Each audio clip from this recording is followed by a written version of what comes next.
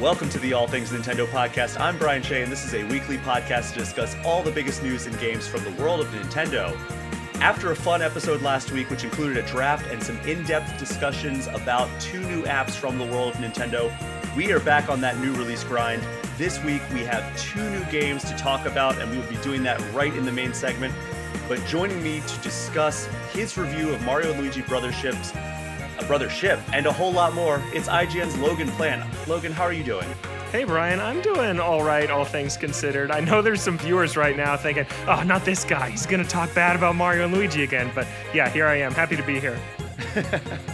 Yeah, it's always a fun experience when you review a game that people are excited about and you don't give it the glowing review that I think some people were expecting. Yeah. And I'm sure you've been feeling some of the fallout of that, but we will be talking about that in the main segment of this episode. And before we get started, I wanted to provide an update on two apps that we discussed in last week's final segment.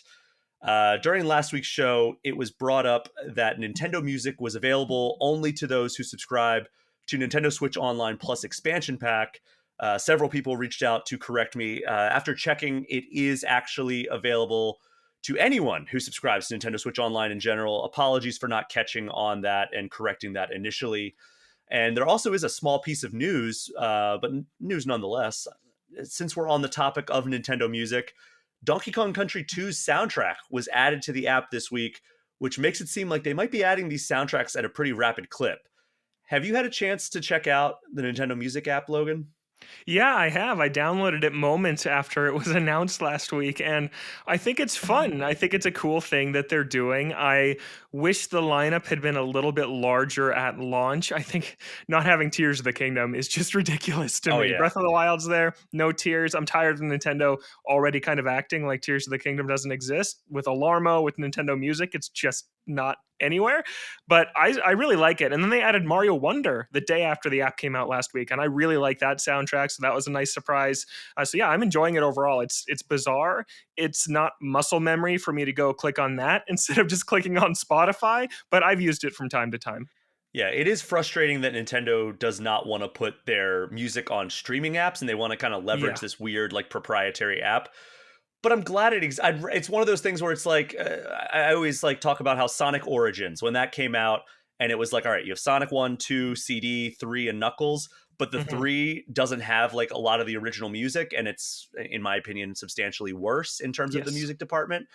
But it's like, all right, well, if this is the only way this game is going to be available on modern systems, then I guess I'll take it, right? Like, I'd rather have this like worse version with like the music I'm not a fan of than not having Sonic 3 at all. That's how I feel about this. I would rather have the Nintendo Music be in its own app off to the side and like for subscribers only than not having Nintendo Music available in an official capacity at all. So, I mean, I guess that's kind of where I'm at with it, but I am enjoying it. I think it has cool features. It has, that ability to loop it on like different time intervals. If you want to just put like an hour of aquatic ambiance from Donkey Kong Country, you can do that. And you should do that in a stressful time such as this. That is like one of the most chilling songs, like not chilling, like that sounds scary. Calming songs, chill songs, calming songs that you can listen to from any video game ever. It's like that, and like, what is it, Dry Docks from from 64? From Mario 64. Those are like two of the most like calming songs ever. And Phenandrana Drifts from Metroid Prime isn't one of the ones you can loop, which is a bummer. You can't set that one to be 60 minutes, and that's one of the best Nintendo songs ever. Yeah, there's some weird omissions like that. Like, why can't you do that for every song on there? And then the soundtracks aren't all complete either. Yeah, it's kind of weird, but it's Nintendo, so sometimes stuff like this is bound to be weird or at least start out weird. Yeah, and it's also, I think, dire docks. I said dry docks. That would make no sense. It's a water level. So, yeah, I mean, it's so strange to me that like there are so many omissions, but like they're kind of approaching it, I think, like they did with like Nintendo Switch Online and like Virtual Console, where it's like, yeah, we could just throw everything ever on there, but like people would lose interest, and we want them to keep coming back to this app. So I think that's ultimately the route that they're taking with this. And it does seem like they're following that model. if for no other reason than to keep people coming back to the app rather than just like making their dream playlist like we all want to. It's like Yeah. I don't know. It's kind of wild to me that they're like slow rolling us on music that we could just go on YouTube right now and listen to the vast majority of.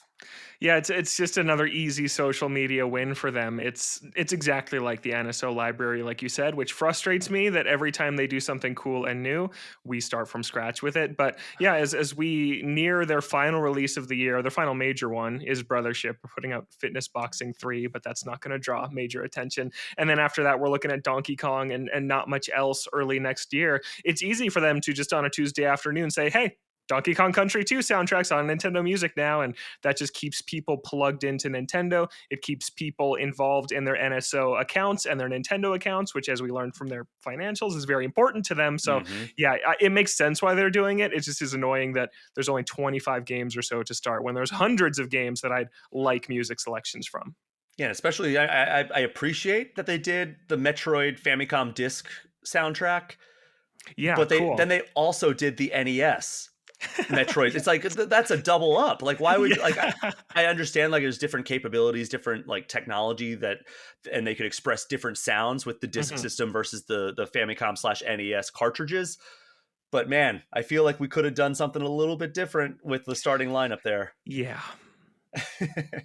Also, I have spent significantly more time in Pokemon TCG Pocket, and I wanted to Nice. give my updated impressions to kick off the show. So, I last week said that like I didn't really feel hooked by it quite yet, and my guest was fairly negative on it. I have come around on it pretty substantially.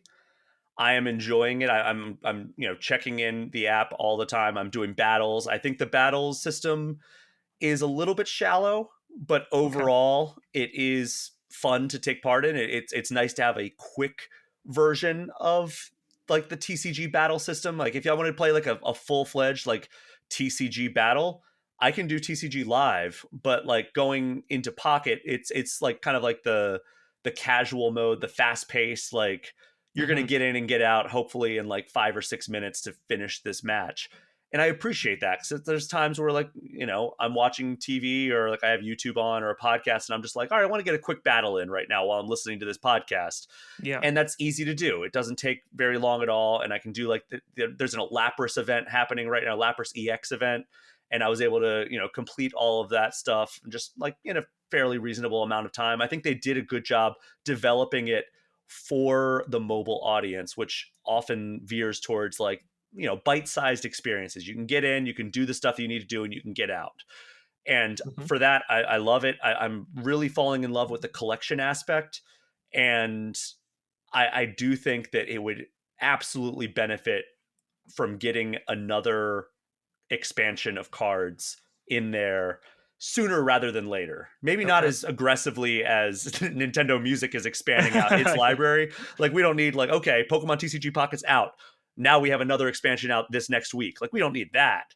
But like I think they should establish a pretty aggressive clip to keep people coming back because I think I'm a fairly casual player of this. Like when I look over at some of my peers who are like playing constantly and they like have like almost like a completed collection, but I'm Mhm. already to the point where I'm getting a lot of duplicates when I open these booster Mhm. packs. And I know those serve a purpose, like increasing flair and everything, but like it's not like uh like a Yeah. meaningful way to like improve your collection. If I wish you could trade that in for like the card points or whatever it is that you can use to buy the cards you're missing. I think it would this game would really benefit from having a wider net of cards to pull from. But what are your impressions of TCG Pocket?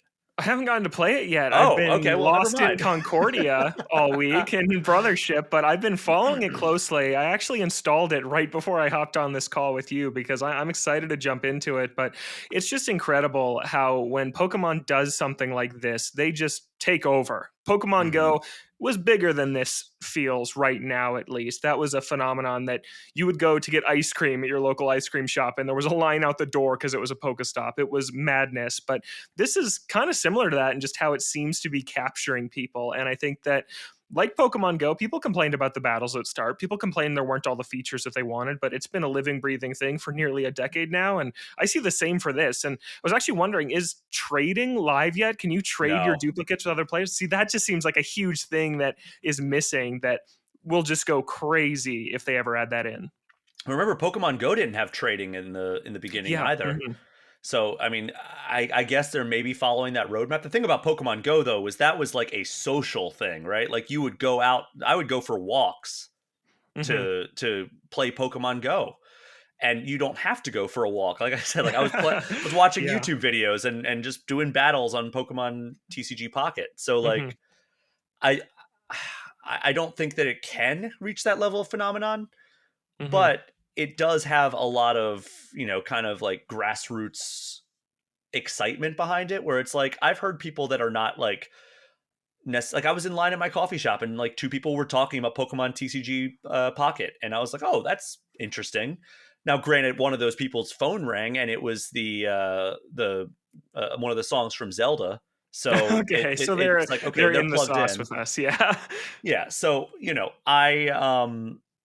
I think that TCG Pocket is a fantastic foundational experience, and if they can build on it and find new ways to engage the player base, like I can go on right now and I can play battles until like to my heart's content, and that's fine. But like if you lose, you get absolutely nothing, which is a bummer. Hmm. And if you win, I think it's kind of modest rewards. It's not anything super special, but Okay. like so I can play whatever I want, but I can go on there and I can do everything that I need to do every 12 hours or so and be like, you know, done. I can just close it out. I think they need to come up with like a way to like reduce that bounce rate and make Hmm. it so that if I open up that app, if I want to engage with this more and I can be meaningfully rewarded for that. Like whether Yeah. and I think that this Lapras EX event is a really good way to do that because you have a set number of like energy that you can use, and then you play these AI battles against the CPU trainer. Hmm. And once you use your 5 attempts, like you have to wait for it to recharge, and then once you get to the higher levels, you get like a card, like a single card pack, and that has RNG for like I think it's like 6 or 7 different cards. And one of the cards that you have a chance to pull is the Lapras EX that this event is built around. Hmm. So that's a good way. Like I was pleasantly surprised to Yeah. see an event like that. I do think that they recognize that they need to give people more stuff to do, and that's probably why this event exists. Hmm. But I think that the potential is there, and I'm having a better time now than I was when I recorded last week's episode. Very cool. Yeah, I'm excited to check it out. I'm of the generation that grew up going through elementary school as Pokemon cards were popping off for the very first time. So there's a ton of nostalgia there just for that experience of opening booster packs and seeing what you're going to get. And I've moved on from collecting cards physically. So to have this choice to do it digitally, I think one of the reasons, besides being busy with other stuff, I haven't started it yet is I'm just a little scared of it and how much time and potentially money I worry I could sink into this thing. But it's super cool. Yeah, I'm enjoying it. I did have people reach out and they were kind of bummed that like we were kind of crapping all over it Mm, in last week's episode, mhm. and I did kind of couch it in like I'm still very early in my impressions. It hadn't grabbed me yet. I would say it's not nearly the way that Pokemon Go had grabbed me Yeah. after this amount of time that I've put into it, but it's definitely something that I have moved to like my home screen. It's no longer Mm, like on the mhm. second screen or in a folder or anything like that. It is right next to my other mobile game, Marvel Strike Force, that I play every day. And yeah, I'm looking forward to seeing how DNA continues to grow this app because it does have a lot of potential. Nice.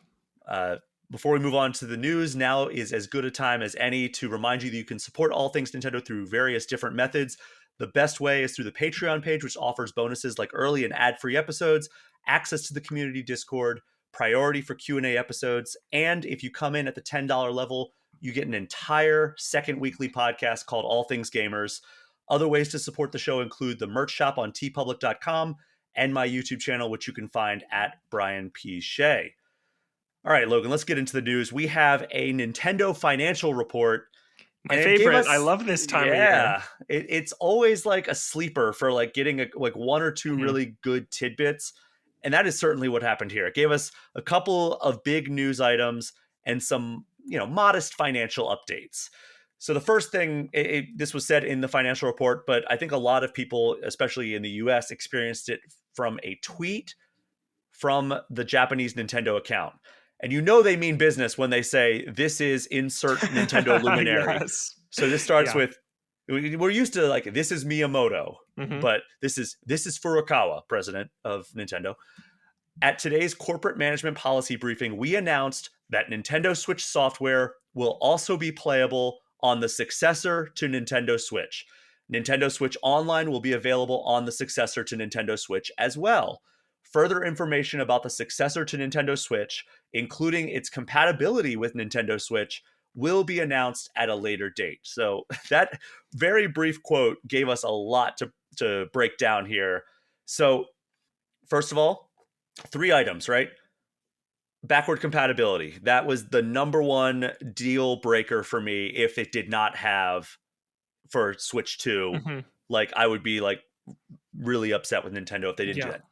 All those fears are gone. I mean, we were pretty much betting on the fact that that would be the case, that they would have backwards compatibility, but like, you never know with Nintendo. Yeah. They're the wild card. Hmm. Number 2, Nintendo Switch Online is going to continue through Switch 2. And number 3, compatibility with Nintendo Switch. There's something there that is beyond the software, it sounds like. So what do you make of this like kind of trio of announcements that they fit into a single tweet here? Yeah, it's huge. It's good to know. This was something that, with all the rampant Switch 2 speculation there's been, all the podcasts I've done about it, all the people I've talked to about it, that's always been just a given to me. This thing's gonna be backwards compatible. I was not worried about this whatsoever. So to get that confirmation is really nice. I think the remaining questions are that last point that you mentioned, compatibility with Nintendo Switch. What are they talking about here? Are they talking about some sort of performance boost on Switch 1 games when you play them on Switch 2 or whatever the successor is going to be called? Is there, or is it just saying, oh, if you're playing Mario Kart 8 on your Switch 2, you can still play online with people who are playing on Switch 1? Is that kind of all they mean here? And then another interesting point is they're saying Nintendo Switch Online is going to be part of the successor. Is that kind of half confirmation this thing's going to be called a Switch, or are they open to changing that name if this thing doesn't have Switch in the name? So yeah, it almost raised more questions than it answered, but I am really glad that we know that we'll be able to play the enormous library of Switch games on the Thank God. successor. Yeah, I have what a miss that would have been. so many games on my Switch library, and Yeah. also we did have another quote that I pulled from the PowerPoint deck that they presented at the financial earnings. I accessed that, and here's what it's a longer one, so buckle in. Quote: Until Nintendo Switch, there was no easy way to have consumers' purchase and gameplay histories carry over across platform generations. As a result, our relationship with the consumers was interrupted when a new system was purchased. Hmm. The introduction of Nintendo Account made it possible to tie consumers' history to their personal account, enabling Nintendo to maintain a continuous relationship with the consumers across platform generations. We have communicated that we plan on making an announcement regarding the successor to Nintendo Switch during this fiscal year, which ends in March. Hmm. We believe that it is important for Nintendo's future to make use of Nintendo Account and carry over the good relationship that we have built with the over 100 million annual playing users on Nintendo Switch to its successor. Thus, we will make Nintendo Switch Online a service based on Nintendo Account available to the successor to Nintendo Switch. So, I mean, there's not much more that was spelled out there than what we got in that tweet, but a little bit more context, I suppose.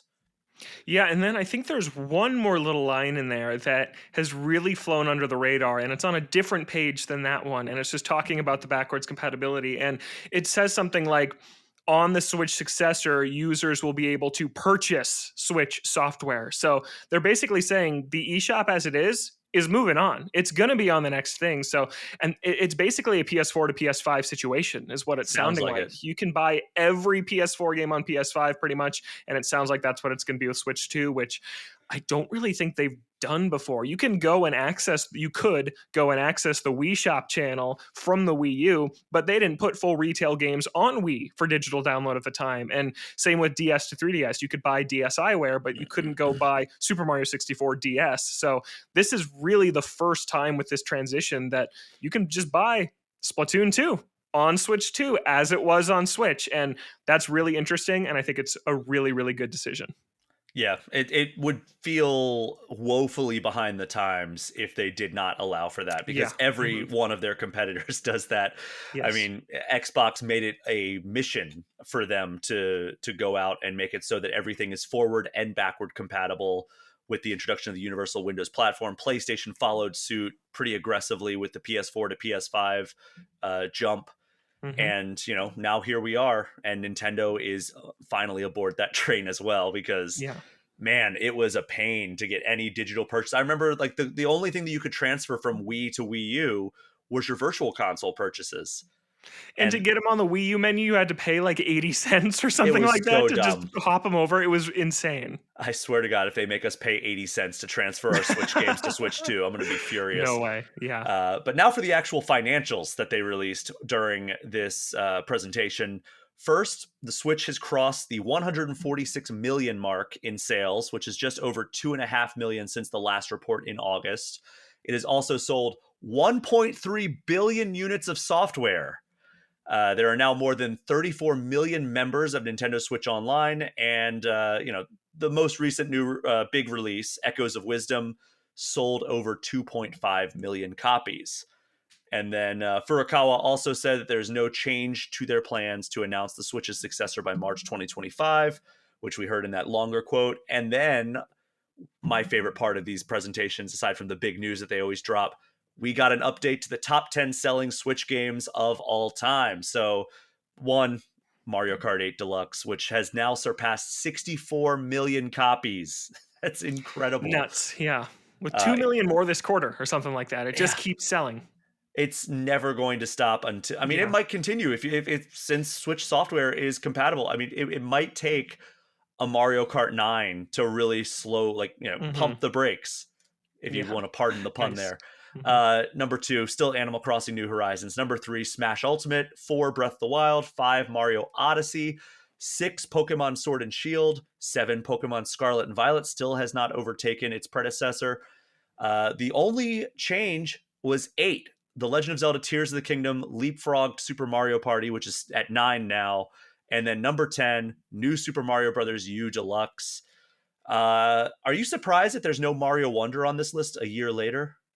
Yeah, a little bit, honestly. I would have thought that it would have quickly passed New Super Mario Brothers U Deluxe, but it's that thing that even if a successor is better than the previous game, it doesn't mean it's going to outsell it. Superstars is so much better than Super Mario Party, and it's several million behind that one just because Super was the first one on the console, and a lot of more casual people out there. Oh, why do we need this one? We have a Mario Party on Switch, so I guess it's the same thing there, but man, Wonder is so much better than Mario U, and I wish that it had performed a little bit better. Yeah, it's one of the best 2D Mario games of all time. Oh yeah. I mean, Hmm. I was kind of hesitant. I was like, it might be the best 2D Mario game since Mario World. Oh, Um, easily. Yeah, I mean, yeah, people it's will fight to definitely the that. death for Yoshi's Island, so I don't want to, Okay, or if they even consider that a Mario game, because a lot of and I people are like, don't. no, that's the Yeah, start of the Yoshi franchise. yeah. All right, before we wrap up the fiscal stuff, let me ask you about this. Furukawa has repeatedly said they're going to announce the Nintendo Switch 2 before the end of this fiscal year, which is March 2025. Do you think we hear about the Switch 2 before the end of the calendar year of 2024?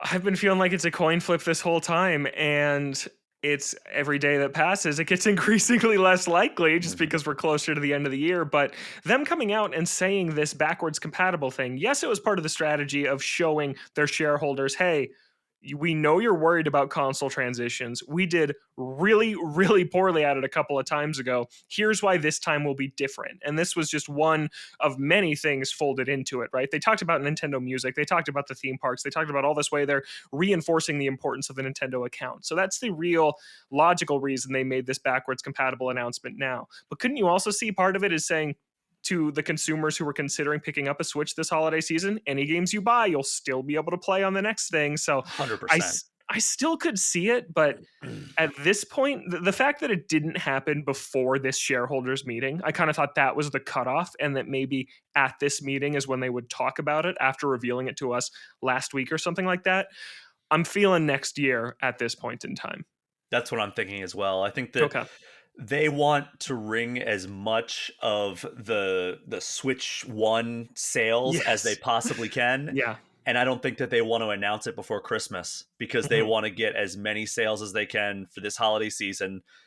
And then, maybe early next year, there's traditionally a February Nintendo Direct. Hmm. Maybe we get a Switch 2 Direct, or maybe they do what they did for Switch 1, where they have like a stage show, like a live stage show, which is such a Yeah. rarity for Nintendo these days in the world of Nintendo Direct, Hmm. where they actually have these developers trotting out. Maybe they bring out like, all the big names that they're going to have developing for this thing. And Sakurai comes back, yeah, talks about this Sakurai. mystery thing he's making. Hey, I'm saying Hidetaka Miyazaki is going to walk out on that stage if they do this. Oh my And I gosh. think it's going to be like a definitive edition of Elden Ring or That'd something be that's crazy. going Hmm. to be coming to all systems, but it's primarily like being marketed as like, hey, it's coming to Switch. I think that's like a prediction that I had. I also Cool. chose that in the fantasy draft last year, or last week. Nice. So I may also want to try to come across as being a little psychic in that regard. Yeah. But yeah, the fiscal results always give us a little bit of discussion to be had on this show. Let's move on to the next news item. I've talked a little bit about the big Stardew Valley 1.6 update that hit PCs earlier this year. Concerned Ape, the developer, kept saying that there were various complications that prevented it from coming to consoles at the same time. And I know a ton of people were waiting for this one before diving back into the game.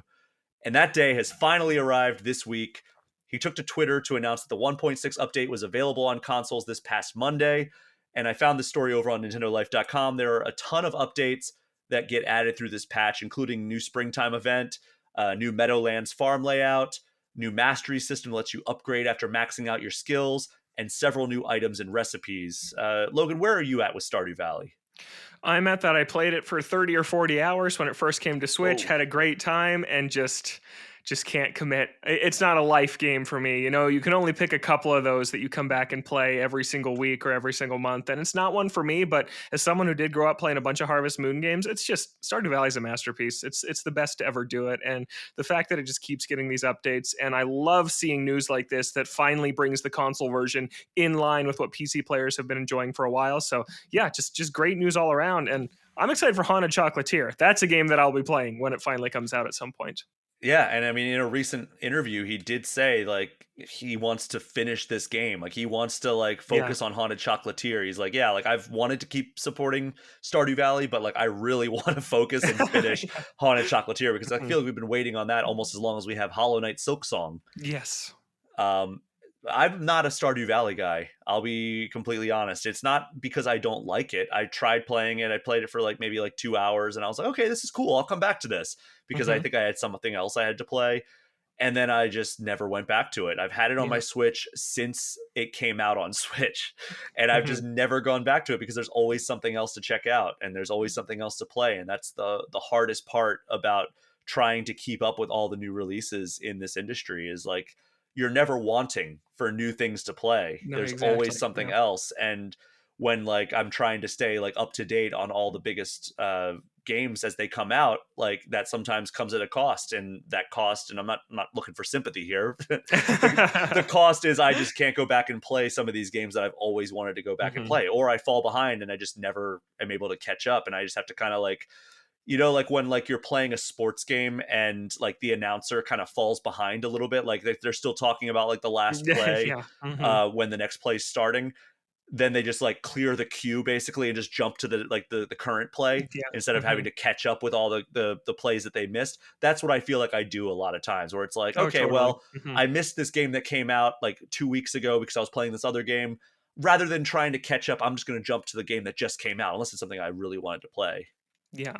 No, that happens all the time. Like Star Wars Outlaws, that's one I was gonna play. Came out at a busy time, just never got to it. So yeah, it's I mean, it's a really great problem to have. Like I'm not complaining about it, but Yeah. yeah, it is a fact of being in the industry.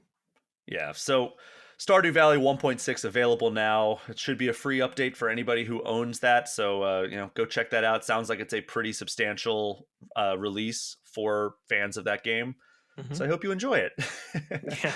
To close out this segment, I realized after publishing last week's episode that I completely forgot to shout out that Nintendo announced Xenoblade Chronicles X was finally making the leap from Wii U to Switch, meaning that we will have the entire Xenoblade Chronicles series on Switch. So, Xenoblade Chronicles X Definitive Edition includes graphical improvements, new story content, and other things that Nintendo hasn't yet announced. The original game received an 84 on Metacritic. Game Informer only gave it a 7.25 out of 10. Mm. IGN was much closer to that Metacritic average, giving it an 8.2 out of 10. Where are you at with the Xenoblade Chronicles series? Because this is another one of those that I have just completely missed the boat on. Yeah, Xenoblade is one that I'm trying to get into because it's one of the only major Nintendo series left that I don't play every single new entry that comes out. And 3 is the one that really, really grabbed me. It has an excellent story. The combat's really cool, and it is one of the most technically ambitious games on Nintendo Switch.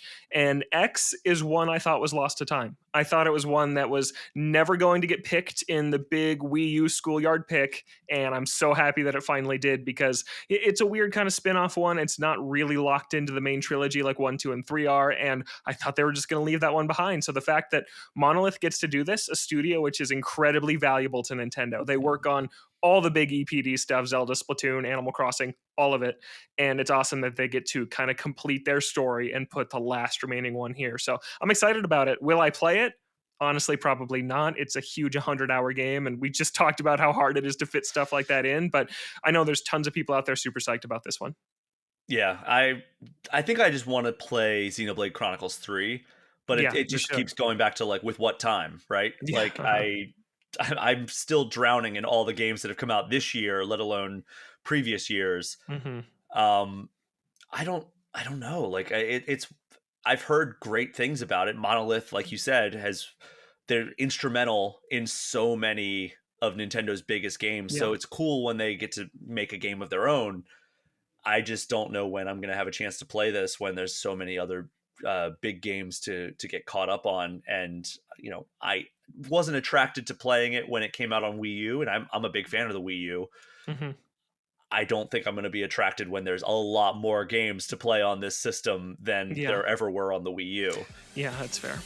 But it comes out on Switch March 20th of next year. We are going to take our first break of this episode, and when we get back, we will have 2 new releases to discuss. We will be right back.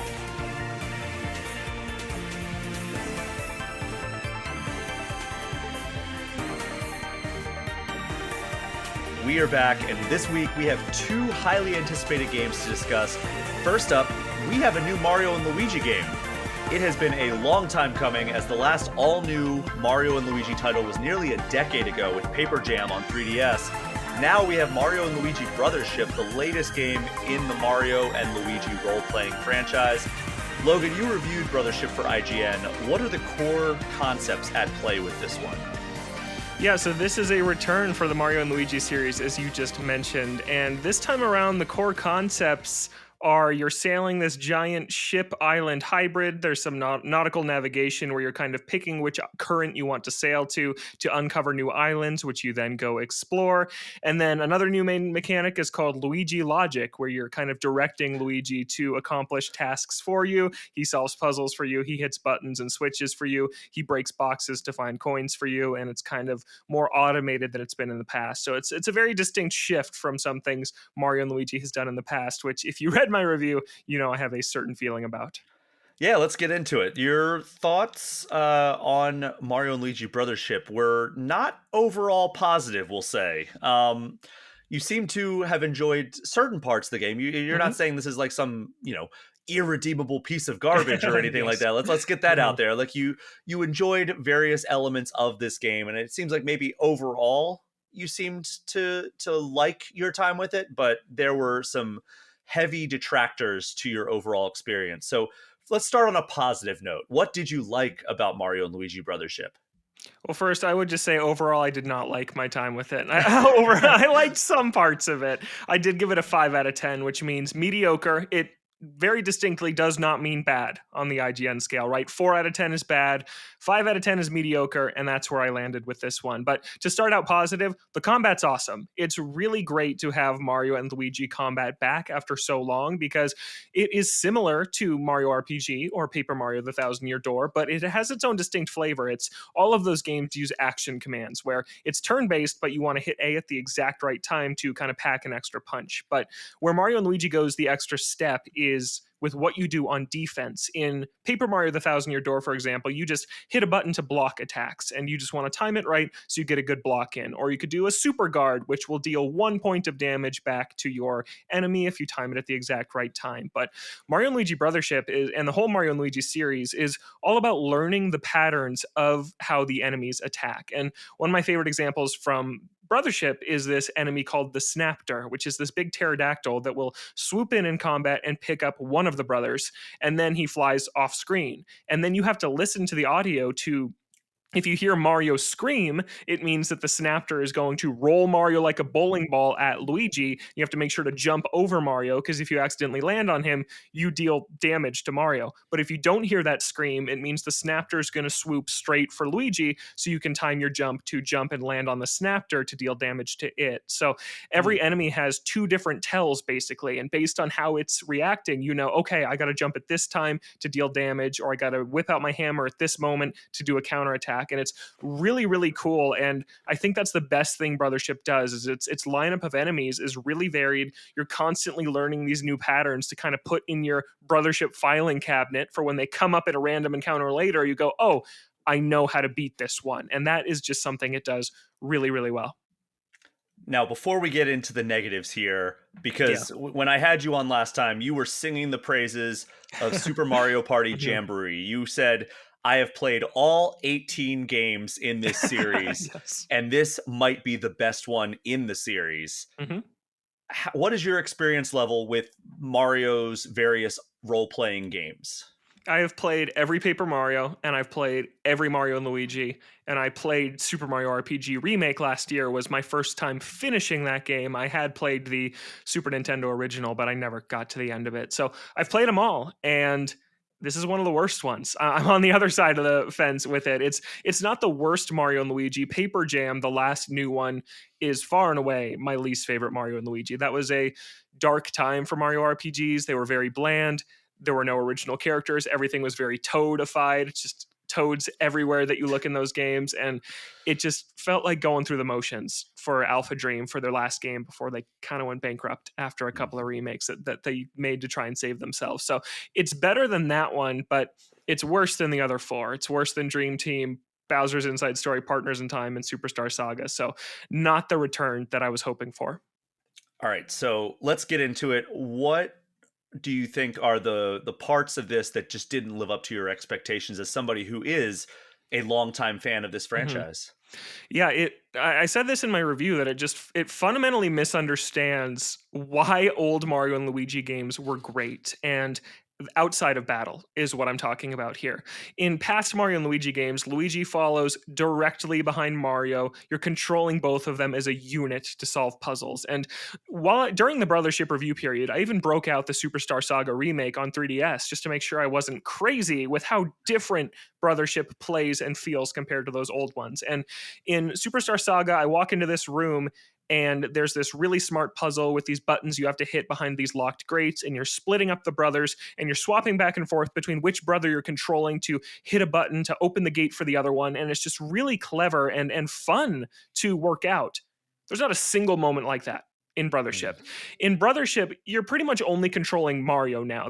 Luigi's walks a few steps behind him now, so it's kind of this awkward, disconnected distance. It doesn't feel like you're controlling these two as a unit anymore. It feels like you're controlling Mario and Luigi's behind, kind of doing his own thing. And his pathing is pretty good for the most part, so it's not like he's really annoying as he's following you, but it's just lost that unique ingredient that made Mario and Luigi great.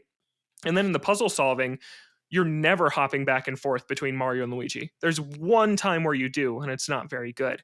But in this game, instead, the L button is how you direct Luigi to do things. So if you're doing something as Mario and you see a switch that needs to be hit, you just hit L and then you watch as Luigi just goes and does it for you. And it's so boring. And the puzzle design is so ridiculously bland. And there's not a moment in this game where I thought, that was clever. That was cool. Not Just one? none. No. In its Oh, overworld exploration, there were none where it wasn't just going through the motions. And another reason for that is because when you get to these rooms that have some of the more complex puzzles they're trying to set up for you, the game stops you in your tracks, does this big camera pan zoom over the entire room. It takes anywhere from 15 seconds in smaller examples to upwards of a minute in some of the longer examples. It gets back to your characters. Then your new assistant, his name is Snoutlet. He pops out of Luigi's cap and he says, "Oh, so we need to do X and Y in this room. You need to go hit this switch, it looks like to me. Let's see if that works."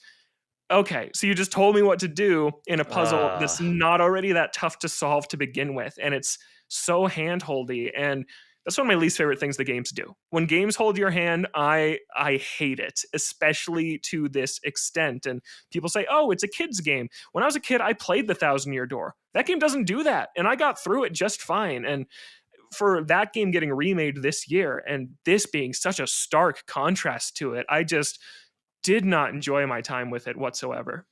yeah, and that's, I think, one of the worst things that a video game can be. You used it in your description just then, and you used it in your review multiple times. Boring.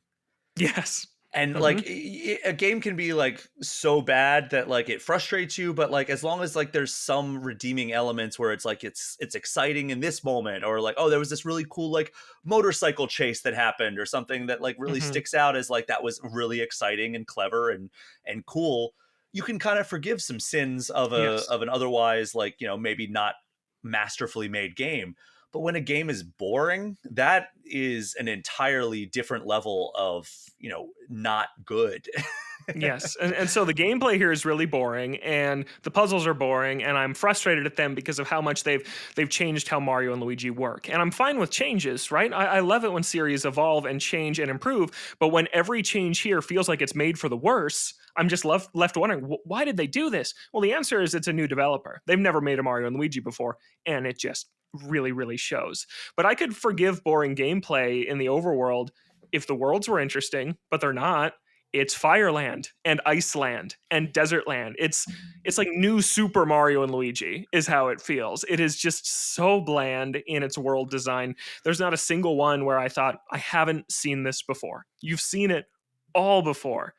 You've seen the story before too. It takes some darker turns than Mario and Luigi does, but dark doesn't mean good. Sometimes I think Mhm. people equate, "Oh, it's so dark, so it's so great." But no, it's dark for Mario and Luigi, but if your media consumption extends beyond just Mario and Luigi, you've seen all these tropes a million times. And the story's as chatty as the tutorials are, and it's just as constantly beating you over the head with, "We have to do this." There's a clip in my video review where Snoutlet says the same thing in back-to-back sentences, and I included it because it just perfectly encapsulates what it is. Not the exact same thing, but he says, "We have to get to the Great Lighthouse to plug it into our ship. Let's head over to the Great Lighthouse now to plug it in," or something. I'm like, "Oh Oh my god, no. like just stop, dude." And Uh, so the story's boring, the gameplay's boring, the world design is boring, and it runs like crap. The performance is so bad. It You're always in a stutter, recovering from a stutter, or expecting the next one.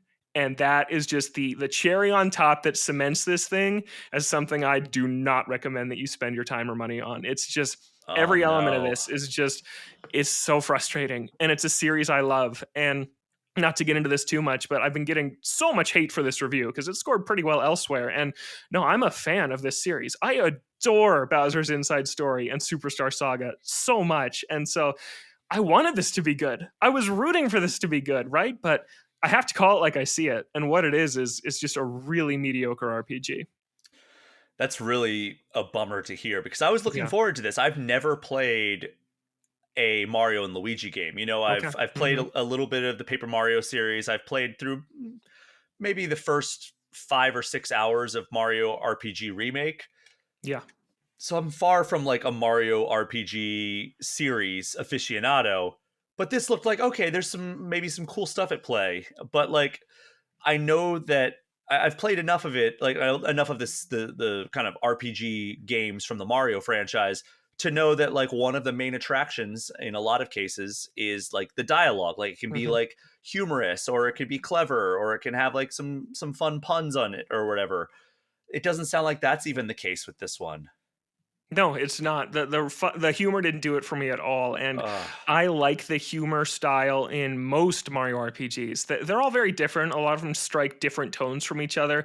There's some very surreal humor in some of the Paper Mario games. There's some kind of fourth wall breaking meme humor and things like Color Splash, which worked for me at the time. It's funny, and this is just it just doesn't land. And there's these characters that just tell these dad jokes, and I even like dad jokes from time to time, but they're not funny. And then the punchline here is you just watch the wind blow as Mario and Luigi stare blankly, and they do that same bit 25 times in this game, and it's just not funny the first time, and it's even less funny the 25th time. And yeah, it's brutal. And But that's I think I 17th laughed out loud time. once. Yeah. That's Yeah, 17th exactly. time. That will really get you. Exactly. Yeah, and I think the final nail in the coffin for me here, I haven't touched on yet, is the final 10 hours of this game is some of the most disrespected I've ever felt by a video game. It runs you in circles and strings you along to maybe the most ridiculous degree I've ever seen in a Nintendo game. Think Triforce What? Quest, but 10 times worse. It's Oh no. insane. And you're revisiting places that you've saved before, doing the same thing. There's no meaningful changes to the gameplay. There's really no story reason for it either. And by that point, I got sick of the combat too, because this game should have been 25 hours. Almost every Mario and Luigi game is 25 hours. It's a perfect length for these kind of bite-sized, more family-friendly RPGs that don't have the deepest combat systems, only two characters in your party, right? 25 hours feels like the right place for these things to wrap up. This one goes on for 35 hours. And I kind of beelined the last 10. I stopped doing side quests because I thought I was knocking at the door of the end. And then every time they just pull the rug out from under me and they send you on some other ridiculous fetch quest. And yeah, I was leaning more towards a 6 at the time, and then the last 10 hours was like, no, this is just not worth your time. It's just not, and it's a big bummer. And yeah, I'm curious to see what the public reception of this thing is, because I think that longtime Mario and Luigi fans are going to find a lot to dislike here. Well, like you said, you have a lot of people who have not played the game giving you some Yeah, advice on why you should like this game more than you did, yeah, which is never fun. I'm sorry you're dealing with that's that. all right. I've been there. But like Yeah, you said, you gave it a 5 out of 10, which, as you explained, does equate to mediocre on the IGN review scale. If you want to read Logan's full review of Super Mario, Mario and Luigi Brothership, you can find it on IGN.com. There's also the video version on the YouTube channel for IGN. Logan, I wish you had better news to bring us, like you did last time. Last time you yeah. gave us all Mhm. this happiness and joy and butterflies that we're going to play an amazing Mario Party game. Mhm. Why couldn't you do that this time? I know. If only they'd made a little bit of a better game. And it's actually something I've been thinking about, Brian, is like just some of these developers that aren't as proven that Nintendo is handing their projects to right now. It's hurt them this year, in my opinion. It's been a little bit tough because they again aren't telling us who's making it ahead of time. So it's kind of a coin flip. Okay, is this a studio of a high pedigree we know and trust, or is it Acquire who, and no shade at them, they did their best, but this is their first time making a Nintendo game, and that's a high bar to hit, and they didn't this time. And yeah, it's just a shame. So what's the other games that you're talking about there? Are you talking about like Princess Peach or something else? Honestly, Echoes of Wisdom is one of the other Oh, ones okay. for me. That one, Echoes of Wisdom, I really liked, but I hold Zelda to the highest bar of bars because it's Zelda and a great game. But for me, a great Zelda game is a lower tier Zelda game. And Yeah. it's a different case, though, where I think Grezzo is a great studio positioned to be the stewards of 2D Zelda moving forward. I think Echoes of Wisdom was great and proved that they're the studio that can get it done. But I think it displayed growing pains, absolutely, of being their first new single player Zelda they made. And I'm excited to see what they do next time. I'm not saying that Brothership and Echoes are of an equivalent quality, but it's just, are you going to get a Tears of the Kingdom or are you going to get an Echoes of Wisdom, right? And that's Nintendo handing these stuff to studios that they're just not Nintendo. Doesn't mean they're not talented, but we all know Nintendo's on another level. Yeah, and I mean, Grezzo obviously did the amazing remakes Yes. I mean, Link's Awakening and Mm, Ocarina of Time and Majora's Mask for yeah. 3DS. Hmm. So they've done amazing work on the Zelda franchise. But like, was this your first like fully developed mainline Zelda game? They were co-developers on Triforce Heroes as well, but Oh that's a no. multiplayer one, so yeah, kind of a different category. Okay, so yeah, we're seeing a theme there with the games that they actually develop there. But Yeah. yeah, unfortunate that Brothership did not pan out the way we were all hoping it would. Hmm. Hopefully, hopefully all these people that are passionately attacking you for your opinion on this, Uh-huh. hopefully they do love it. Hopefully they do play it and they're like, this is the game that I wanted, because then Yes. people will be happy and they'll be like, Hmm. okay, well, we disagree on this one thing, and Yeah. hopefully that's a good enough thing for them. But we'll Hmm. see. I think that everybody should just be entitled to their opinions, Yes, but that's I just me. agree. That's just Yeah. me. What a Um, crazy thought to have, Brian. and I don't want to have. I'm not going to position this as like a full review the way you were able to give your full review of Mario and Luigi Hmm. Brothership, but I did put a few hours into another new release that hit Switch this week, Metal Slug Tactics. So this is a long-awaited turn-based tactics game developed by Lake Year Studio and published by Dotemu. And it is a Metal Slug game that is an isometric view. If you've ever played Metal Slug, the old school side-scrolling shoot 'em Yeah. ups, fantastic arcade games from the 90s. Some of my fondest memories were playing these games in arcades. Cool. I had a birthday party at the same laser tag place every year for like 3 years, Nice. and they had a Metal Slug cabinet, and we would always play that like while we were waiting for like, oh, it's our turn to go in the laser tag, and Yeah. always so much fun. I love it. I have, I think, the trilogy on my Steam. Like that was one of the first games I bought when I opened up a Steam account because I love this series. Nice. So going into Metal Slug Tactics, I didn't know quite what to expect. Completely different studio developing this. They're using the old school Metal Slug style graphics, but with an isometric instead of side scrolling. And we did get that Metal Slug mobile game. I forget what it was. Attack Reloaded. That's what it was. Metal Slug Attack Reloaded earlier this year on Switch. And that felt like this weird transposition of the Metal Slug franchise to a different genre, like a kind of a tower defense meets tower attack genre. And it also had like mobile style Okay. gotcha mechanics that I was not a fan of. And I Hmm. liked the overall, like the core gameplay, but it just didn't do it for me Mm. as I played deeper and deeper, and I eventually abandoned it because I was like, all right, they're obviously playing too much into the gotcha side of this, even though it's not a free to play game on Switch as it was in on mobile. So I went into this with a bit of hesitancy because I was like, all right, well, maybe this is just a franchise that doesn't transpose well to other genres. I have to say, I am thoroughly enjoying Metal Slug Tactics. Cool. It starts off and it's like, man, this is kind of tutorial heavy, and I was Mm. trying my best to like soak in all of the different tactics that Hmm. you have to use in order to be successful. But I don't want to say it's as difficult as like an XCOM, at least not what I've played so far, where it's like just punishingly difficult from a tactics perspective, and if you make one wrong move, it is just the beginning of the end for your squad. I don't get that vibe at all. What I do get is that like there are various elements at play. There's an adrenaline meter that you build up as you go, and then that allows you to use that as like for like special abilities that each character has. You're positioning your characters during your turn. Each character can move, and then they can perform an action. And so Hmm. it's very, very similar to most games in the genre in that regard. So you move your character, and then like the first guy that I got on my team is just like he has a pistol and he has like a machine gun, and you can choose which one you want to do. They have different elements that you have to consider with that. And then there is another person that I got that she's like the explosive expert, obviously. So she has like a grenade that she can throw short range, or she can use her grenade launcher, which has longer range and has a bit more of an explosion radius. And then there's another one who's like, okay, she has like a machine gun and a shotgun that you can use that are obviously good for different things. So you're going around these different maps, taking out enemies, and there's side objectives like there is in the side scrolling game where it's like, oh, if you happen to come across like this like guy who's been captured by the enemy, you can go up and get him and free him and he'll give you bonuses. There's that in this. So like if you want to take a turn before you wipe out that last enemy and send one of your squad mates over to rescue the guy who's like tied up and like bound over in like the corner of the map, you can do that and it'll give you stuff.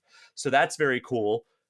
You have to mind your ammo for these weapons because you will run out of ammo unless you use like the like when you level up, you have a choice to like do different things. Like you can add like a new like adrenaline ability to your character when they level up, or you can add like a new passive ability.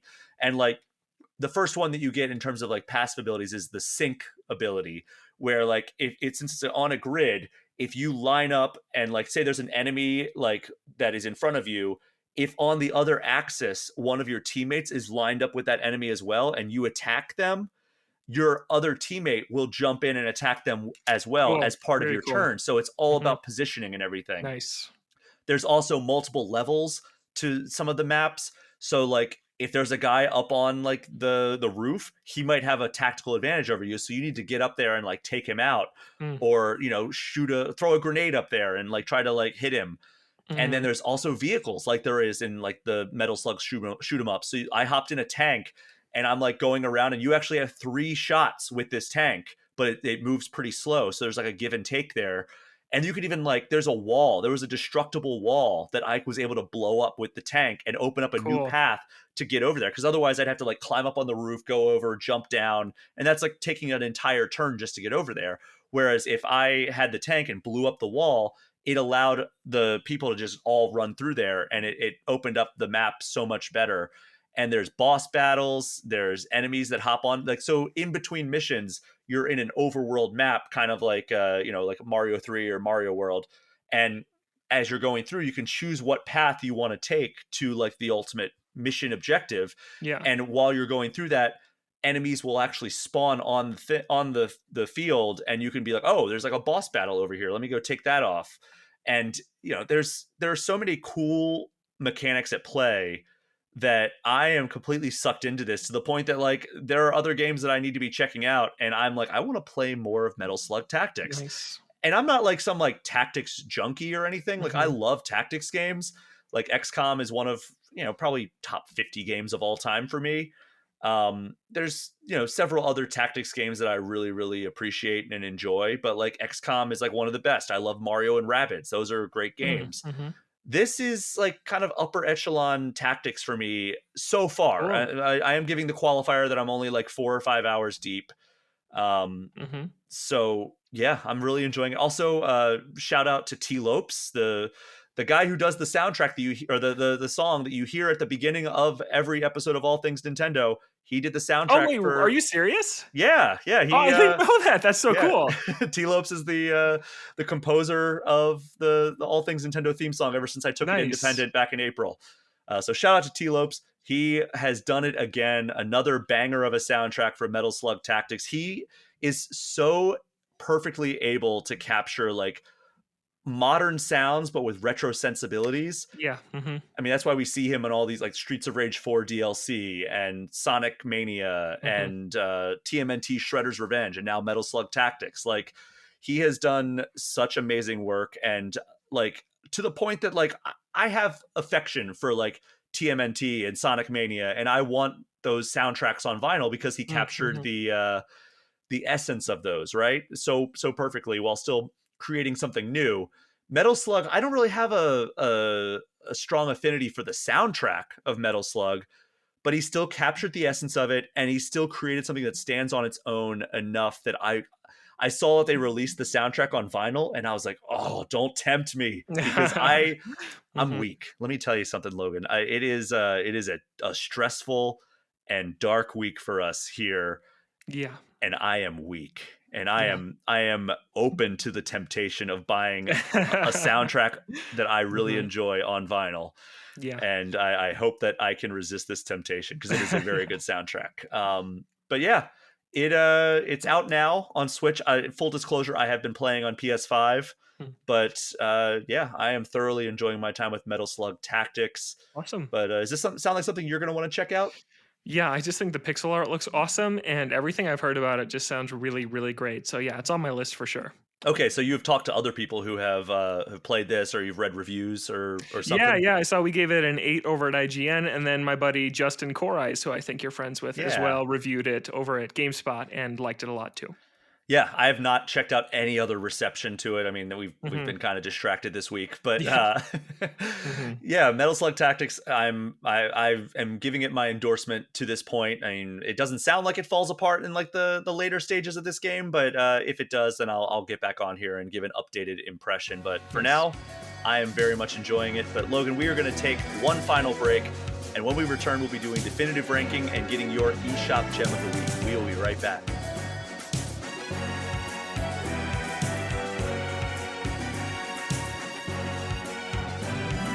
We are back, and it's time for Definitive Ranking, a recurring segment where we take a Nintendo topic and give our own personal top 5 lists. Since the main segment was talking about one of the new spin-offs, actually 2 spin-offs if you count Metal Slug Tactics, and the main one was starring Mario and Luigi, Logan, I want to get your top 5 Mario spin-offs. So start at 5, count it down to 1, give me a sentence or 2 about each. Yeah, it's funny because there's more Mario spin-offs than mainline Mario games at this point. There's so many different franchises to choose from, but I'm pretty happy with the 5 that I narrowed it down to. My number 5 here is Luigi's Mansion 3. I think that I Ooh. debated between 1 and 3 here, but I ended up just really liking kind of the haunted hotel theme park vibe of 3 and all the different themes on each floor that you visit. The boss fights are great. It's one of the best looking games on Switch, and yeah, it's a game, a rare game that sold over 10 million copies that I still feel like somehow flew under the radar. I just think that it's up there with the best on Switch, like a Metroid Dread or something like that, and I just don't think it gets talked about enough. But I That is adore a Luigi's Mansion 3. fantastic pick. That is a fantastic pick. Thank I you. completely forgot about the Luigi's Mansion 3 factor in my list. So, all Yeah. right. So, yeah, number 4. Number 4 is this is just a really personal pick, Mario Superstar Baseball from the Oh, GameCube. I'm a huge baseball fan. Like for years I was debating, okay, am I going to pursue like games media stuff or am I going to pursue being a baseball play-by-play guy? And I did play-by-play for a while in college and eventually fell off of it, but baseball is my thing and Mario Superstar Baseball rules and just how you can put your team together and all the different attributes and Waluigi being this tall, lanky pitcher like Randy Johnson is just amazing, and just the different ballparks are so much fun. The character roster is enormous. It's a brilliant game, and it's a bummer that golf and tennis and now even strikers live on, but baseball's just gone. We haven't gotten a new one since the Wii, and it's. I hope they go back to it because that first one specifically on GameCube is just it's so awesome. yeah. I mean, that would be one of the spin off franchises I would love to see come back. Yeah, yeah. My number 3 is Captain Toad Treasure Tracker. I Yes. adore this little game. I think it's one of my favorites on Wii U. It was one of the few that really showed off the gamepad to just in really effective ways. Adorable level design. A Mario adjacent game where you can't jump is such a good idea, and all the ways they play with that, and how you really have to think out these just really well constructed puzzle boxes. And Captain Toad's just the perfect hero for it. He's so cowardly and cute, and I just love controlling him and Toadette bouncing back between them across the campaign. It's a brilliant game, and the Switch version's competent too. If you haven't played it, it's not as good as the Wii U one just because of some of the compromises without having that touchscreen on the gamepad in front of you at all times. But yeah, that game's amazing. Absolutely. I will say that is on my list. Okay, nice. Number 2, it's the game I was on last time to talk about. It's Super Mario Party Jamboree. It has remained my favorite in the Mario Party series. I've played it for 75 hours. I was at Whoa. 48 when I reviewed it. I just keep going. There's friends that want to play and my family wants to play and I'm not sick of it. It's perfect. It's a perfect evolution of the Mario Party formula. I stand by everything I said last time I was here. It's gorgeous. It's the best game they've put out this year. Awesome. Yeah, I mean, I think that a lot of people are kind of agreeing with you that it is worthy of being mentioned among the best Mario Party games ever. So Yes. glad that Yeah. you are still enjoying that. Yeah. Did you play it at all? Did you jump into Jamboree? I've messed around a little bit, but not nearly as much as you. Good lord. Not nearly 100 hours. Yeah, and then my number 1, I've put in far more than 100 hours. I think closer to 4 or 500 hours into Mario Kart 8 Deluxe. It's just Mm. it's the boring choice, but I feel like it's the right one. It's nearly a perfect game after all the additions they made to it through the booster course pass. The character roster is huge. The animations and graphics and detail is gorgeous. The track design's amazing. The items are great. They fixed battle mode in the deluxe version compared to the Wii U version. Like it is everything you could ever want from a Mario Kart game. Mario Kart is the best Mario spin-off series, and Mario Kart 8 Deluxe is the peak of that series. And can't wait for a new one. Like, I feel like we take for granted how great 8 Deluxe is because we've had it for so long. We've had 8 as a whole for 10 and a half years now. I can't wait to see what they do next. So excited to see what is next for that franchise. But yeah, Mario Kart 8 Deluxe is easily the best Mario Kart game. Yeah. In my opinion, it's not even close. And I have a lot Yeah. of love for, some of the older Mario Kart games, but like 8 Deluxe is just like everything you could want. The only thing that I can ever think of to be like, okay, what could they add to make this better Mhm. is if they added like a double dash mode. Yes, agreed. That would Totally. be that Yeah. would be amazing, but I don't think they're going to do that. Maybe they would Mhm. add that in Mario Kart 9, or maybe they just do a Mario Kart 8 Super Deluxe, and that includes or Mario Kart Double 8 Double Deluxe. Oh Deluxe. my gosh, that's Yes. great. And then Yeah. it just adds double dash mode and they just let it Mhm. ride. Maybe keep adding more stages from, the other Mario Yeah. Karts and the mobile game. Mhm. And yeah, that's a Mario Kart that will sell another 150 million Yeah. copies or whatever it Yeah. is. Is Double Dash your favorite besides 8? Because it's Mm, mine. It's probably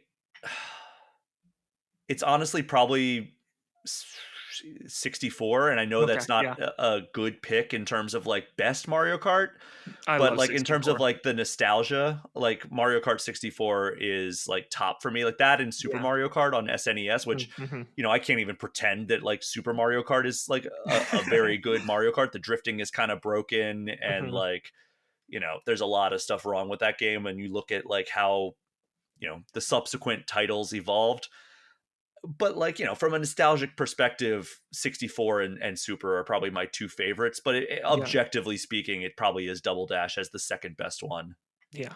or maybe Cool. even Mario Kart 7 on I 3DS. I love feel like 7. that's 7's underrated. underrated. Yeah. Yes. There we Very go. underrated. We're right there. Yeah. So my list, number 5, Captain Toad Treasure Tracker. For Nice. many of the reasons, just clever puzzles. It's never one of those games like you said in Mario and Luigi Brothership where you're like, this puzzle's boring. It's like, no, it's Mhm. so much fun. It's so cleverly designed, and music is great as well. Yes. Mhm. Number 4, this might be stretching the definition of like what a spin-off of the Mario franchise is, but I'm gonna say WarioWare Smooth Moves on Wii. Nice. Okay. I thought Uh, about WarioWare. I was close to picking yeah, this too. like I said, it's not quite like Mario is in it technically because like if you like do like the retro games, Yeah. there's Mhm. usually a Mario game or two in there. But yeah, I mean, Wario is a character from the Mario universe, so I guess it counts as a. But yeah, this was the pinnacle of the series for me. WarioWare Smooth Moves was one of my favorite Wii games of all time, and it's the game that every time a new WarioWare is announced, I'm like, could this be the one that lives up to WarioWare Smooth Moves? And they've come close in to varying degrees. Mhm. And this most recent one, Move it. what Move It? It was Mhm. pretty good. That's It fine. Yeah, was I it liked was it. maybe the best WarioWare since Smooth Moves, but still did not reach that peak. Mhm. Number 3, I'm gonna go with a Mario Party, but I'm gonna go with my nostalgic pick because I couldn't figure out which Mario Party I wanted to put here. So I'm just gonna put Mario Party 1, Okay, where it nice. all began, because this laid the template out for this absolute juggernaut of a franchise that, like you said, has 18 entries now Mhm. and is one of the most beloved spin-offs in any game, really, or any franchise. Like when you think of like the most well liked games and franchises, Mario Party is like up there, like with the casual gaming audience, especially where you're like, hey, do you want to play a video game? They're like, yeah, do you have Mario Kart or do you have Mario Party? And it's Mhm. like, I have both. Yeah, I have many and choices in both of those. and there's a coin flip about which one they're going to prefer to Yeah. play.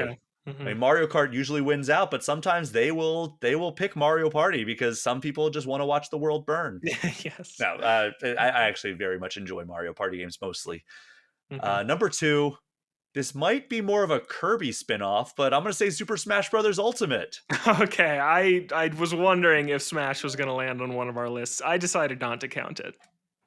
I mean, Mario is still front and center in Mhm. every single promotional image, even though it's from Masahiro Sakurai, the creator of Kirby, and Kirby is often kind of cast as the protagonist. I think it's hard to say that this game would exist if not for the inclusion of Mario characters, or it would exist on the N64 if like it just wouldn't be the phenomenon that it Mhm. is today or still to this day. When Masahiro Sakurai and Satoru Iwata went to Shigeru Miyamoto and asked, can we use Mario characters? And Miyamoto said no. If Sakurai just let that ride, it could have been just like a completely different timeline that we're living in, Mhm. which may be good now that we're looking at it, now that we're thinking about it. Maybe we should go to that timeline. Maybe there's Yeah, better what things else is happening in the different? world. Yeah. Yeah, maybe it's the butterfly effect. But yeah, Masahiro Sakurai didn't take no for an answer, and he created Super Smash Brothers, and created that prototype at the instruction of the late great Satoru Iwata. And the rest is history. Miyamoto saw it, said, "This is actually amazing. Go for it." And now we have the monster that is Super Smash Brothers Ultimate. And Mhm. like my number one pick, which is Mario Kart 8 Deluxe, you just Nice. got to wonder where are they going with these franchises next. Mhm. Like they're not going to let either of those franchises die. So like what is next for these games that feel like the actual like this is the final form of these franchises? Like where do they go from here? So yeah, number one, Mario Kart 8 Deluxe with a bullet. It's not even close. Yeah, it's like, okay, you reach the top of the mountain, and now what? There's nowhere higher to climb. I don't know what they're gonna do. It's a good problem they're facing, but yeah, it's hard to see when Ultimate was coming out and we were getting new characters and Sakurai was making these crazy 30-minute videos to show them each off, I really tried to savor it because you don't know if it's ever going to happen again. And it's the same with Mario Kart 8. Like those series will both go on, but will they ever be that lightning in a bottle that they were this generation? I don't know the answer. I don't want to doubt them because they're amazing, but you just don't know. Yeah, and I've never even brought up the ability to doubt Nintendo, because every Mhm. time like I've had like that thought creep into my head like, oh, how is Nintendo gonna like recover from this? Like if you're talking about the Wii U era or even the Virtual Boy, it's like, oh man, is Nintendo gonna is it just over for This, them?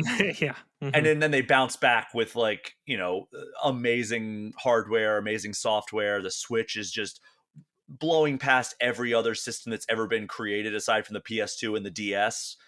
And they have shown time and time again that there's a reason that they're like the most well respected and beloved game developer in the history of the industry, and they Yeah. have been for 40 years. Mhm. And yeah, I Mario Kart 8 Deluxe and Super Smash Bros. Ultimate are going to be hard acts to follow, but if anybody can figure it out, it's Nintendo. Yeah. Breath of the Wild was a hard act to follow, and Tears of the Kingdom I like significantly more. So they can always Significantly. pull it off. Mhm. Well, Logan, that brings us to the final segment here. It's the eShop Gem of the Week, a chance for you to give some shine and shout out a game that might not otherwise get covered on this show. What is your eShop Gem of the Week?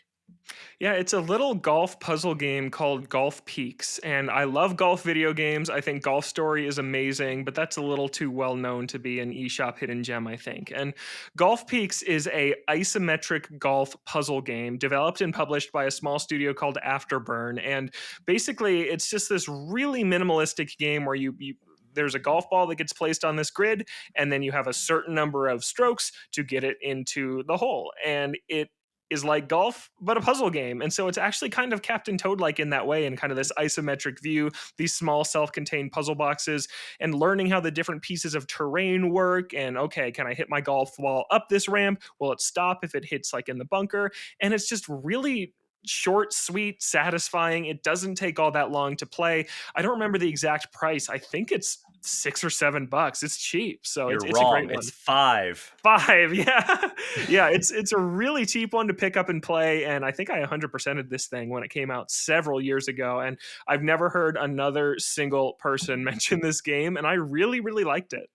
Wow. Yeah, I'm looking at some of these puzzle designs. Like you said, it's just like kind of like a tiny little like chunk of land, Yeah, but there's mhm, all these different interlocking like, you know, cubes essentially that you Hmm. have to try to putt and hit across, and then there's the pole in the middle with the hole that you have to reach. And the art style is very charming, very minimalist, and yeah, it looks like a lot of fun. This for $5, you could do a lot worse. It looks Yeah. like. Yeah. A lot of people probably have enough gold points to just get that for free. Probably Yeah. actually. But yeah, it came to Switch in 2019. How have I never heard of this? This sounds right up my alley. Yeah. You should check it out. I might. But yeah, thank you so much for sharing that. And before we Mhm. close out, I'm going to give you four distinct lineups of 5 games that would make up a theoretical first year of Switch 2. And you let me know which one is best, okay? Okay, I'm so excited about this because I saw the thumbnail for this episode last week and chose to not listen to it, knowing I was coming on this week. I'm really excited about this topic and everything. Okay, so we won't belabor this too much. Hmm. But the first one, Animal Crossing, Mario Kart 9, Kid Icarus Uprising Remaster, Oh, come on. Journey, and Nintendogs. Okay. Lineup 2, New 3D Mario, New F-Zero, A Link Between Worlds Remaster, Oh my goodness, you're killing me. Final Fantasy VII Remake, Yeah. and Hollow Knight Silk Song. Okay. Lineup 3, Metroid Prime 4, Splatoon 4, Wind Waker Remaster, Hmm. Halo Infinite, Oh. Oh. and a Interesting. Tears of the Kingdom Remaster. Okay. And the final lineup, a new Donkey Kong Country, a new Super Smash Brothers, Mother 3 Remaster or Remake, Okay. Elden Ring, and Yeah. Metaphor Refantasio. Okay. Wow. So what? It sounds like the criteria was a couple new games, a remaster, a third party, and a port. So Is that it? single player, multiplayer, Okay. Hmm. remaster, third party port, and then a flex position. Oh, So okay. kind of like a fantasy football or fantasy baseball.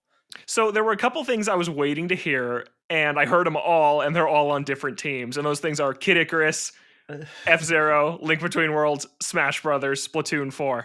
But I heard one team that had both of them, so I have to give it to what was Team 2? So Team 2 was Hollow Knight Silksong, Final Fantasy Hmm. VII Remake, Link Between Worlds, F-Zero, and a new 3D Mario. Yeah, well, new 3D Mario, I absolutely can't wait for. Link Between Worlds is some days my favorite Zelda game of all time, and I'm an F Zero fanatic, and we need a new one with how much they've been doing with the franchise. So that's my pick. Oh, and also, 7 Remake is a great pick to come to Switch, too. That's a really good one. So that's my pick. That's my favorite team. So that is Marcus Stewart's pick. Okay, nice. Nice So job, you Marcus. gave your vote to him. Here's what the listeners had to say. So Filthy and Free on YouTube says Kyle has it locked here, but Marcus is smart. So Marcus is the one you picked. Hmm. Kyle was the one with Metroid Prime 4 and Splatoon 4. Okay. Techno Sucks on Twitter says Marcus has the best lineup. Philly Yeet Steak on Blue Sky says gotta go with Charles on this one. Sounds like a fun list. John Which one was Wall. Charles? So Charles was the first one. Let me bring up Okay. his full list here. Welp, my shortcut did not work. So It's all right. Which one was yours? What'd you have? mine was the Metaphor, Elden Ring. Um, You let had me just. Smash Brothers. I had Smash Yeah, Brothers. that's a really, I love that. Yeah. Yeah, I didn't know if I was going to be allowed to do that one Yeah. because it's like, all right, maybe that's too soon. Because we did have if it's too like outlandish, like if you're like, oh, we're going to do the follow up to the to Tears of the Kingdom, Yeah, no then way. that would be a little Yeah. too much. Okay, so Charles had Animal Crossing, Mario Kart 9, Kid Icarus, Journey, and Nintendogs. Great pick. I love Uprising so much. So John Wall on Blue Sky said I'm giving it to Marcus. Outlandish Beats on Blue Sky says Marcus wins this one. Andrew Sudak says Kyle has my vote if only for Metroid Prime and Wind Waker Remaster. Three Sword Sama on the community Discord says I think the most realistic is Marcus or Kyle minus the Halo pick. Yeah. But the team I want most is Brian's. So Mm. I count that as a vote for me. The team you want Yeah. most. And then we have the folks over on my Patreon. Wham Bam Sam the Gaming Man says I think Kyle has it, followed closely by Brian, then Marcus and Charles. If you swap the remasters of Kyle's and Brian's, so you'd be swapping Mother 3 for Kyle's Wind Waker, then Brian would have won. Uh, Mm-hmm. Matt on Patreon says, likely going to go against the grain here, but I like Charles' list the most. Nostalgic titles with legendary party games. Surprised Brian didn't go with Mario Galaxy for his remaster. Mm-hmm. Also, no Kirby mentioned. Would have been a great wild card. Unfortunate. Yeah. Dusty Beeman over here throwing out some hate, saying, Hollow Knight Silk Song is winning votes for Marcus. That game is so overrated and overhyped. Okay. And then followed up by saying, Brian clearly won this by like miles. Thank you. Paige says, this was such a fun episode. I vote for Marcus. Owen says, Marcus all the way. Brian and Kyle next, and Charles last. Andy Junkin says, in this order, Kyle, Brian, Marcus, Charles. No offense to anyone. No, it was all in good fun. Don't worry. Jason Thompson says, if I had to pick, I would go with Marcus Stewart's picks. So I tallied up all these comments plus the votes on Spotify, which I put a poll up for that. And the winner is Marcus first, and then Kyle number 2. Nice. So okay, I voted for the winning team. You All chose right. the winning team. There you go. So yeah, that was a fun segment. I'll have to do more drafts like that in the future, especially now that we're getting kind of this drip feed of Switch to info. Doing more stuff. I had another idea in the hopper as well that I'd love to do as another main segment like this, but it's as you might have noticed if you were a patron to the All Things Nintendo podcast, you got this that last week's episode kind of late, and the video version didn't go up until very late. So it was a scheduling thing with having 4 people on. So yeah, thanks for bearing with me. I hope you enjoyed the episode once you finally got it. Speaking of other episodes, for those who are not $10 patrons and are wondering what's happening on the other side of the fence over on All Things Gamers this week, I had Kleinfeld from thedirect.com on the show, and we talked about how gaming has helped us through rough and stressful times in our lives, with kind of the current world events as the backdrop for that. We talked about gaming as a means of escapism, and I think it was a kind of a cathartic, therapeutic discussion that we had. First thing in the morning after waking up to the news on Wednesday that we are going to have a president that I don't think and either of us wanted. So, so yeah, kind of looking at it as like how gaming is a centerpiece of how I have traditionally distracted myself during different times. So if you want to listen to that episode as well as the entire backlog of All Things Gamers, remember that you can join the $10 tier of All Things Nintendo Patreon, and it also gives you early and ad-free episodes of this show. But Logan, that wraps up this episode of All Things Nintendo. Thank you so much for joining me.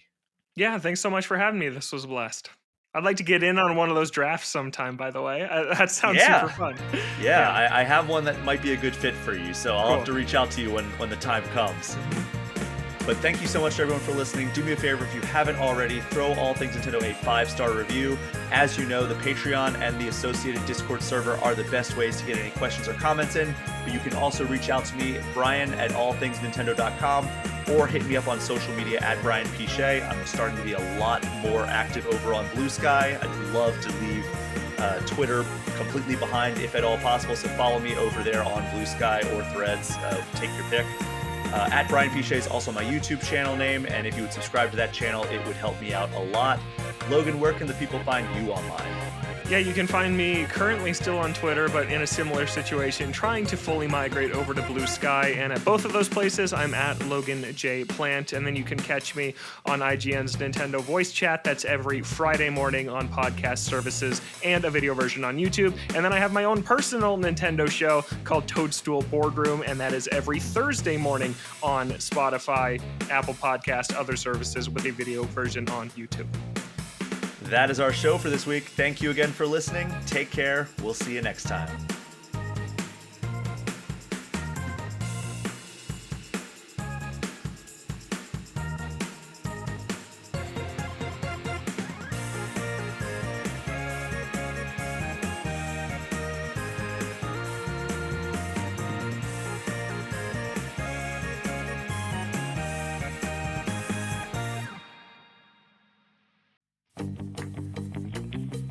before we put a bow on this episode of All Things Nintendo, I just want to give a special shout out to the $10 patrons of the All Things Nintendo Patreon. Aaron Smith, Abdullah, Adam Scott, Elena R., Alec Akinino, Alex Stadnick, Andy Junkins, Ben Richland, Brooke Obscura, Chain Whippin, Chaps My Ass, Chris Callie, Colton Bredlau, Dan Norman, Derek Sigmund, Dusty Beeman, Ian T. Clark, Jackal, Jacob Naheen, Jason Thompson, Jawar Hello, Jill Grote, Johnny Five, Jordan Sloat, Jose Villalobos, Joseph Jury, Joshua Duproy, Justin Childress, Cody Gibson, Creeper 207, Light Pole, Lindsay Hartz, Marshall Thompson, Megan S., Michael Anderson, Nintendo 101, Pat Roberts, Paul at Drunk on Mako, Pratival, Rob McCann, Bobby Mac 265, Roger Reichart, Russell Sayer, Scott Matthews, Sir Phobos, Smithy Poo, Tux DC, Wham Bam Sam the Gaming Man, Zach Marcus, Zachary Pliggy, and Zek 3 Sword Sama. Thank you so much for your continued support of this show. It means so much to me.